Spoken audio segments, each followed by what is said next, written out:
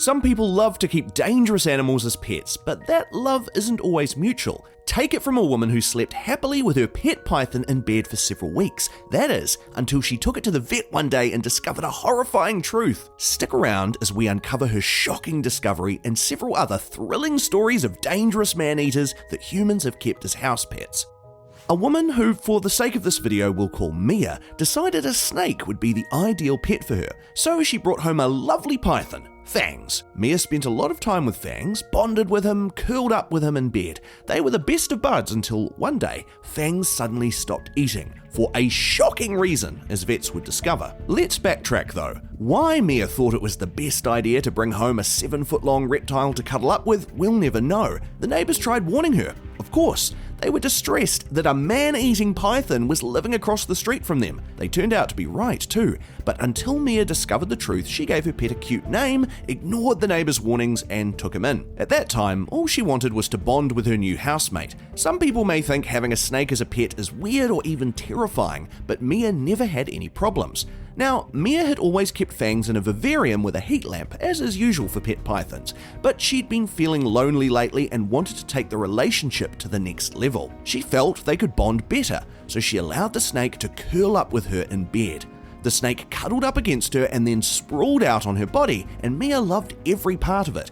It was so good, in fact, that she made it a regular practice. Fangs would curl around Mia's legs while she slept every night, watching over her from head to toe. Things seemed pretty normal, until one day, Mia got up to give Fangs his dinner, but the python didn't seem hungry. Fangs would curl around Mia's legs while she slept, every night, watching over her from head to toe. Things seemed pretty normal until one day, Mia got up to give Fangs his dinner, but the python didn't seem hungry. The snake sat on her bed all day and refused to eat. He also seemed more agitated than usual, especially when Mia tried to move him back to the vivarium. She wondered if he was simply cranky or maybe he was sick. Things stayed the same the next day and Mia started to get concerned. She decided to take the snake to the veterinarian since there was clearly something wrong with her precious baby. The vets agreed that an ultrasound of the snake's belly would be the best line of action. Perhaps it had eaten something unusual. During the scan, one veterinarian questioned Mia about the snake, including its feeding and sleeping routines. That's when she explained her nightly bonding ritual with Fangs. The vet then showed her the ultrasound and Mia couldn't believe her eyes. The snake's belly was totally empty. So what was the issue? The vet asked if the python usually sprawled out along her body and curled up around her while she slept. Mia confirmed yes. That's when the vet revealed something that ran chills down Mia's spine. That Fangs had stopped eating on purpose. And it wasn't because he was sick. In fact, he was actually super hungry, and he was preparing himself to have a huge meal. Her. Yep, you heard that right. Mia was about to be her best friend's chew toy. Turns out, this python had been measuring up his owner by sprawling out beside her, essentially practicing how he would attack his next big prey. Mia was shocked, to say the least, when she realized that her beloved pet was planning to eat her while she slept. To think she had misinterpreted their closeness as bonding, she was heartbroken. She couldn't believe the snake was watching over her during the night because he was waiting for his next meal. Still reeling from what she just learnt, when Mia got back home, she put Fangs back in his vivarium, in a tightly fit seal and far away from her bedroom. Don't get her wrong, she still loves Fangs and feels that snakes make excellent pets, but she has to be more careful about being their next big meal as well.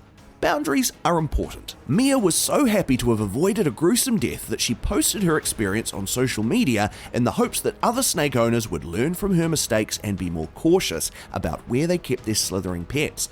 After all, it could happen to any unwary snake owner. At the same time, Mia also wondered what she would have done if the snake had attacked her in the middle of the night. Would she have been able to fight it off? How would she have felt if she'd been backstabbed by her own beautiful pet? Sure, it's fine to keep a snake as a pet. They're beautiful, mysterious, and fascinating, but would you let them sleep in your bed? Let us know in the comments. Now, if you're still set on keeping giant predatory animals as a household pet, at least get some advice from a guy whose reptile companion wasn't sizing him up for lunch. We have another fascinating story of an exotic animal lover and his pet, Pocho the crocodile, except this story has a happy ending. Let's take a quick trip to the Reventazon Parasmina River in Siquirres, Costa Rica. The year is 1989 and a crocodile lays dying on the banks. Everyone believes he's a goner until he's rescued by local fisherman Gilberto Chito Shedden. Chito would nurse him back to health and release him into the wild, only to wake up the next morning to discover the crocodile back on his balcony. And just like that, this was the start of a lovely friendship that lasted for years. Chito nourished Pocho back to full health, helped him chew his food, petted him, talked to him every day, and even slept next to him. The two got so close that even Chito's wife decided to leave him because he spent too much time with the crocodile. But that didn't affect Chito's relationship with his reptile. In fact, they grew even closer. Pocho returned the love by hugging Chito every time they'd meet. How does a croc hug, you ask? Well, we don't know a lot of friendly crocs, but Pocho expressed his love by rushing towards Chito with his mouth open when the fisherman entered the water. Then he would close his mouth before getting too close so that he could be kissed on the snout. Adorable. But the Chito and Pocho story hasn't always been sunshine and rainbows. For a long time, Chito would keep Pocho hidden away in a jungle because he was afraid that the Costa Rican police would take away his best friend. Fortunately, the Environment and Telecommunications Ministry allowed the two to live together as long as Pocho was monitored. Naturally, Chito and Pocho became famous. A filmmaker even made a documentary titled The Man Who Swims with Crocodiles to chronicle their unique bond, and the two would spend the following 10 years performing weekly acts and meet and greets every Sunday in his village of Siquirres. 10 wholesome years of friendship straight out of a Disney movie, Chito and Pocho. Unfortunately, every story has a conclusion. Pocho died of natural causes on October 12, 2011 at the age of 60. He received a public, human-style funeral where Chito sang to his beloved, holding his hand. The crocodile's taxidermied remains are now on display to this day at the Siquirres Town Museum. More on real-life Disney friendships. Dindim the penguin, a South American Magellanic penguin, travels almost 8,000 kilometers every year to see his human friend.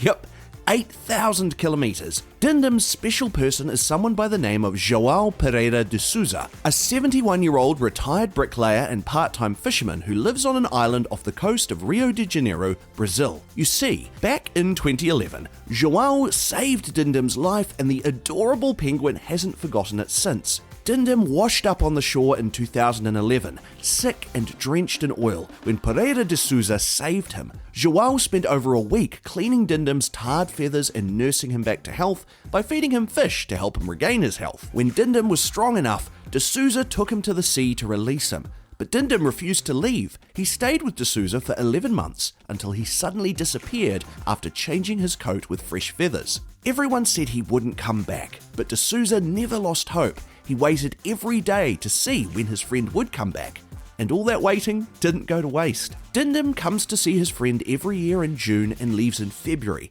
traveling over 4,000 kilometers to de Souza's home. Now this is the kind of journey that can only be made out of love. Did these stories make you look at your pet differently? Let us know in the comments below. Make sure to give this video a thumbs up and subscribe to our channel for more videos like this. See you in the next one.